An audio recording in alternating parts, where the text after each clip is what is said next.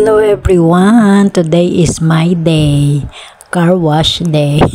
Kala nyo kung anong day. Day by day. Joke. Kailangan kasi maging positive mind tayo at laging dapat good vibes lang. Good mood kahit alam nating mahirap at mapapagod tayo. Pero normal lang yan. Ganyan talaga tayo. Gusto natin kumita ng pera. Dollar. Ang hirap ano?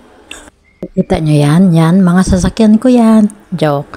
Mga lilinisin ko pala. 4 lang naman yan. Oo lang. Mahirap pala maglinis ng sasakyan. Pero nasubukan ko na yan nung nasa Hong Kong ako tsaka sa Macau. Hindi ko naman nakalain na magiging every week na tagalinis na ako ng car. Tinanong ba naman ako ng amo ko marunong daw ba ako? Syempre alam mo naman tayo, di naman sa pasikat marunong talaga ako. Ayan, naging ako ng car wash girl every Sunday. O diba? Yan tayo hindi maitago yung kayong kagalingan ba? Pero sa totoo lang okay naman kasi may extra na bayad ako. Sila nga nagpagawa ng salamin ko yung 2 dalaga na may trabaho na.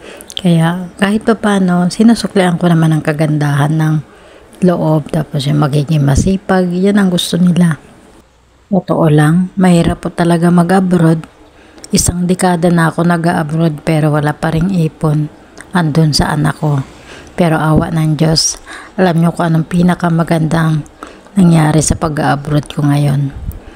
Kasi makakatapos na yung anak ko. Yun ang pinaka magiging masayang part ko bilang isang OFW dahil may mapapatapos na akong anak. College po siya. This year patapos na siya. Marami man akong pagsubok na naranasan bilang isang OFW. Pero isa lang po ang masasabi ko. Ito pa rin ako. Isang matatag at malakas at lumalaban sa hamon ng buhay. Kasi may dahilan kung bakit minsan nangyayari sa buhay natin yung mga bagay-bagay na hindi natin ine-expect na mangyayari. Yun ay may dahilan. Dahilan para matuto tayong lumaban at maging matatag. Ng pagsubok, may katapusan at lahat ng problema may solusyon. Sabi nga, hindi ibibigay sa atin ng Diyos kung hindi natin kaya. Kahit gaano pa yung kabigat, kahit gaano pa yung kalala na dumating sa buhay natin. Malalampasan at malalampasan natin basta tiwala lang sa Poong may kapal. Yan ang natutunan ko. Huwag natin kakalimutan magpasalamat sa lahat ng bagay na natatanggap natin. May maganda man o hindi. Lagi tayo magpapasalamat at lagi nating ipagpasa Diyos. Dahil ang pinaka the best way, nagagaan ang buhay natin. At sabi nga, huwag tayo manloko ng kapwa dahil lahat may kapalit. Gaano mang kaliit o kalakihan, may kapalit. Oops, medyo napadrama na tayo. Gusto nga po pala magpasalamat sa aking team Bahay Kulitan. Di ko man kayo maisa-isa pero alam nyo na kung sino yon. Thank you po sa always support.